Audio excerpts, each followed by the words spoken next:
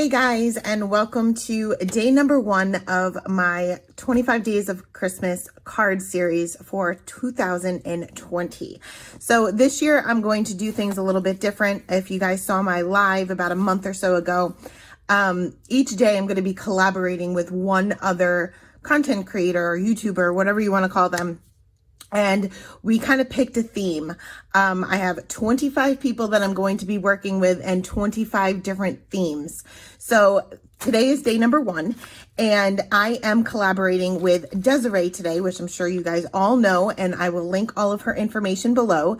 And what we decided to do is to send each other a little package of things that we've already had in our stash, Christmas related, obviously. And obviously you can see I have not opened it yet. So I'm going to open it on camera, kind of go over some ideas that immediately pop in my head. And then we'll get started on the card. So let's see, you can see, I don't know whether you guys can see, but my cats have already gotten a hold of these strings. She packaged this up so beautifully, but they certainly got a hold of it right away. So let's go ahead and open this and see what is inside. So like I said, this is stuff from our stash already. Oh my goodness, we have some heat activated puffing medium, good for snow, some glitter Nuvo drops there, and oh, this is adorable. We got a little Santa, Mrs. Claus, and some reindeer, and of course she has the matching dies for it, and I have no idea what this is. Let's see. Oh my goodness, okay. We have some glitter cardstock. We have white and red. We have some twine, some baker's twine here. We have some vellum with some foiled red stripes, some more vellum with some foiled stars, some green foil cardstock, and gold foiled cardstock. Okay, so my goal was to try to use everything that she had sent. That might be a little difficult because she, of course, Desiree style went overboard. But I'm immediately thinking, obviously, you guys know me, I'm thinking scene. So I think I'm going to create a simple scene. That way I can kind of incorporate a lot of other things into it. Maybe some paper piecing along with it, and of course adding some snow. So let me go ahead and gather some supplies, cut out some masks, and then we'll get started. Okay, so I totally changed my mind about building a scene. Because she included the coordinating dies, I figured I may as well use them. So I'm going to go ahead and stamp out 3 of the images from the stamp set. And I'm actually using Express It, I believe it's called Express It, but I'll link it below, cardstock, which is supposed to be really good for, obviously, Copic coloring. So I wanted to give it a try. So I did stamp these images with Blackout ink by Ink on 3. This appears to be a brand new stamp set, so I did stamp them twice. I left the coloring in because I know most of you guys enjoy watching the coloring, but I kept it pretty simple. I am, as always, starting off with my lightest color to map out my darkest areas before going in with that darkest color. Now, the shadows for their skin, which isn't really a huge area, is going to be below his hat. That would cast a shadow, and below her hair, and also her nose would also cast a shadow. Her nose is shaped a little bit different than his. I just added a little flick to the tip of his nose just to add a little bit of color to it. Then I can go ahead and blend that out with my 2 mid-tone colors and finish off with the lightest color. Now, this is a typical combination that I use. I did notice that it kind of, I don't know, mutes it a little bit, this paper, a little bit different than the Nina, but I definitely got beautiful blends. I mean, the colors blend so beautifully together. They just look a little bit different. They're a little bit more muted. I usually use an R20 for the cheeks, but it really wasn't showing up. So I moved on to an R21 just to add a little bit of color to their cheeks, and that turned out a lot better. Like I said, the paper just mutes it a little bit more than the Nina does. Now for his beard and for her hair, I'm going to switch over to some cool grays. You'll notice that I'm not going to color their outfits and hats and all of that because that's where I'm going to bring in the paper piecing. So I am going to flip my paper upside down just because I prefer flicking away from me when I'm looking for very fine flicks like I would with hair and his beard. So I'm just adding a little bit of shadow underneath his mustache and underneath his hat with the C5. You'll see that my marker is pretty much straight up and down in order to get those really fine flicks. I'm going to do the same thing with the C3 and the C1 and kind of just fade this out to white so that it still appears whitish, grayish. Anything white still has shadows to it. But when you do your flick lines and you want to kind of add some texture to an object, and it's typically with hair, I like to, like I said, have my marker straight up and down or almost straight up and down so I can get those really fine flicks. But you'll also notice that my flicks are not the same length. They're going to be varying lengths, and this is not necessarily on purpose. It's just because I'm using such a light pressure that you're going to have different size flicks and different length flicks, but that is actually what gives it the texture. So you want to make sure that it's not totally even, because hair would naturally have shadows and highlights to it. So I did the same thing for Mrs. Claus here, and I'm just adding a little bit of shadow where her hair is parted and also where it's kind of tucked behind her ears, and also a little bit on her bun there. Now for Santa's boots, I want these to appear black, but I'm not actually going to bring in a black marker. My darkest color here is going to be a C7. Grays tend to blend really easily, so I usually just go in with my darkest color. As long as I'm pretty confident where my shadows should be, you wouldn't have any problem blending grays. They blend very, very nicely together, and that's not just Copics, that's pretty much any alcohol marker. At least that's what I find. So that's all of the coloring I'm going to do for Mr. Claus. Listen to me, Santa Claus and Mrs. Claus, but I am going to go ahead and color up this reindeer. I'm going to switch over to some E30 markers, and once again, bringing in the lightest color first to map out my darkest areas. That's pretty much going to be where one leg is behind another, and kind of just picked a side. That's it. It doesn't really matter. It's not going to be a full scene, so I'm not really concerned about a light source. Then I can go in with my darkest color and do the same thing as I did with the skin. Just blend that out with the two midtones and then move back to my lightest color. Now this is a combination I use often, just like the skin tones. And I did notice that it wasn't just the skin tones that are a little bit muted. It seems like the lighter colors are a little bit different. They show up a little bit different on this paper than the Nina. Nothing wrong with it. You still get really good results. Just keep in mind that if you have like your color chart on Nina and then you color on a different paper, it may be slightly different. They're still going to blend. It's still going to look great, but it will be just a touch different. So I finished up a good coloring for the reindeer's body, and I'm going to use the two darkest color for the hooves. I believe they're hooves on a deer. And I'm just kind of keeping my shadows consistent. So wherever my darkest color was on his legs is going to be the same darkest area on his hooves.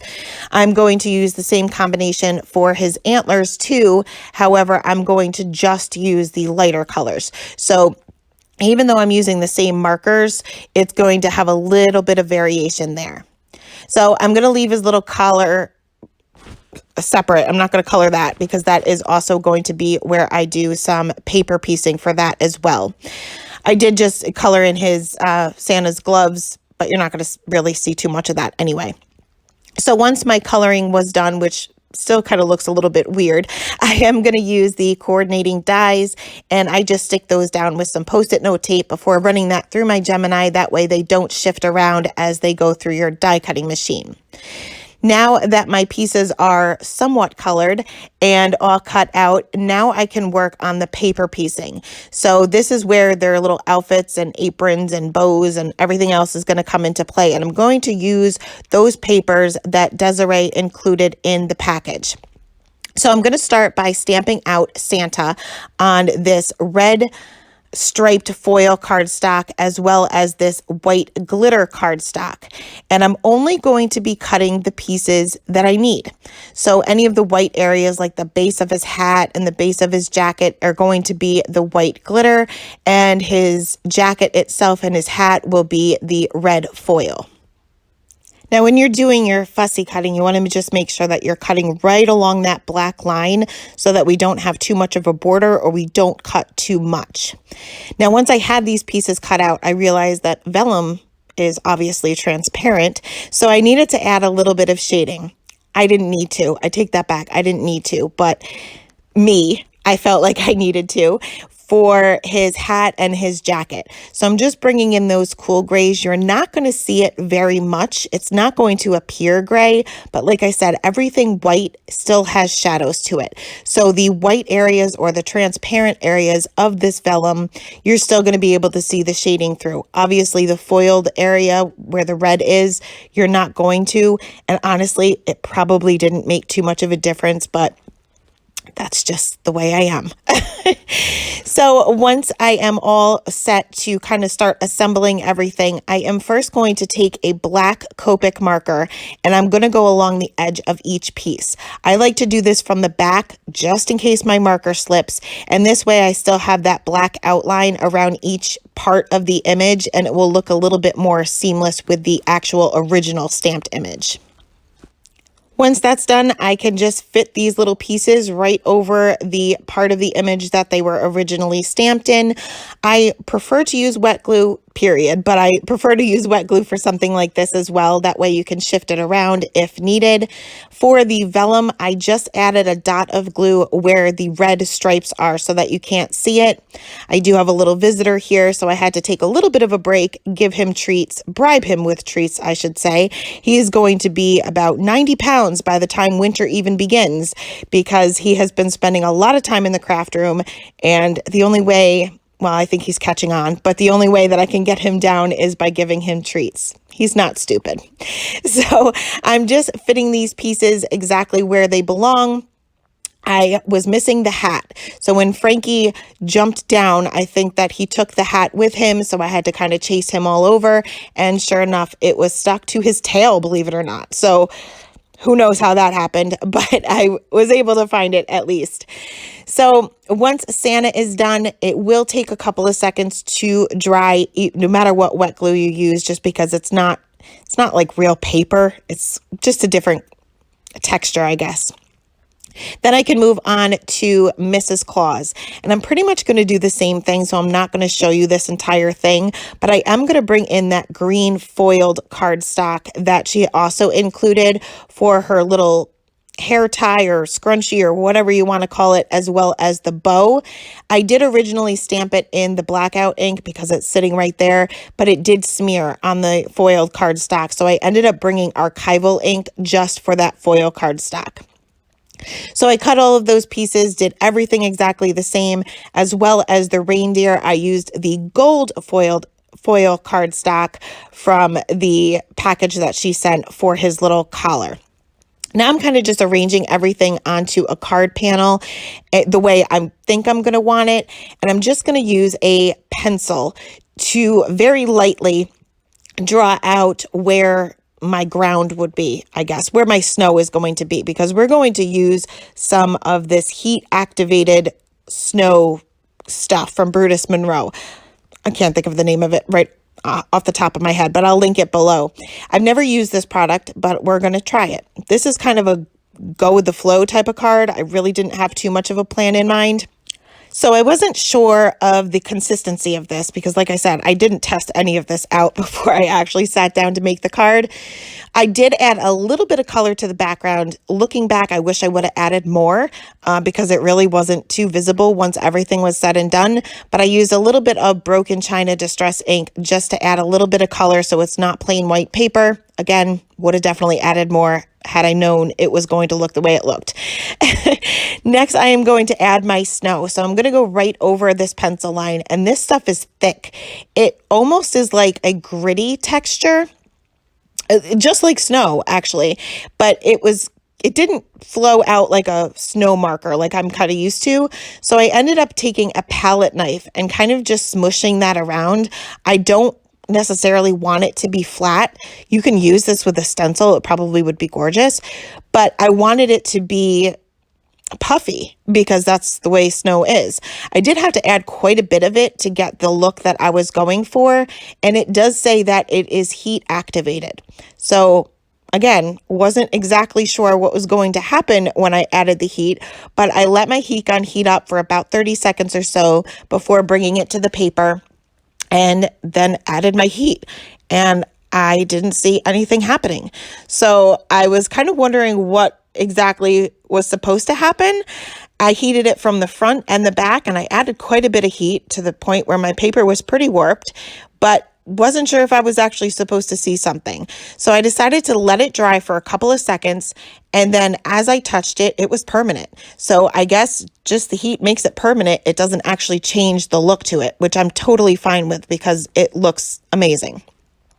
So next I'm going to take some foam squares here because I'm super low on foam tape, and for these small images, just Santa and Mrs. Claus, I'm going to line the back of them with these foam squares and then pop them up directly over my snow so they're standing on the ground. Obviously, my flying reindeer is going to be flying above them, and I'm going to glue him down flat, but I want to stamp out my sentiment first. So there's quite a few different ways that you can put sentiments together with this stamp set. So I took a few of these sentiments and I'm just using my work surface here to line them up. I just basically tuck them right underneath one another before popping those onto an acrylic block. Yes, you can certainly use a MISTI or a stamp positioner, but I've already added dimension to this card, so it may be a little bit difficult. And if you guys know me at all, if you've watched my channel before, you know that I use acrylic blocks still all the time. So once I'm happy with the placement, pop that onto an acrylic block, and I am going to be using Lipstick Red ink by Simon Says Stamp. I just felt like this red really matched the foiled red and the striped foiled vellum. And before I stamp this onto my card, I do stamp this onto a scrap piece of paper just to make sure everything does look okay. And obviously it's a brand new stamp. I want to make sure that I get a really good impression with it. Went ahead and stamped that onto my card panel, and then I realized it's just really plain. That blue I can barely see. So I ended up trimming down the card panel a little bit. I was able to trim right through this snow stuff with no problem. I just trimmed it down 1/4 of an inch. That way I have a little bit of a border showing. It will just add a little bit something to the card because this is looking really plain. This is definitely not something that's my style, but I tried my best to just use everything that she sent me. So now I can go ahead and adhere Rudolph here. It's going to be Rudolph to my card panel. Again, just use my Tombow Mono multi glue so that he is flat, and then I'm going to use some fun foam and line that up on the back of my card panel. I did line it up well. I did have to trim a little bit off. I never line anything up, which is the reason why I typically use wet glue.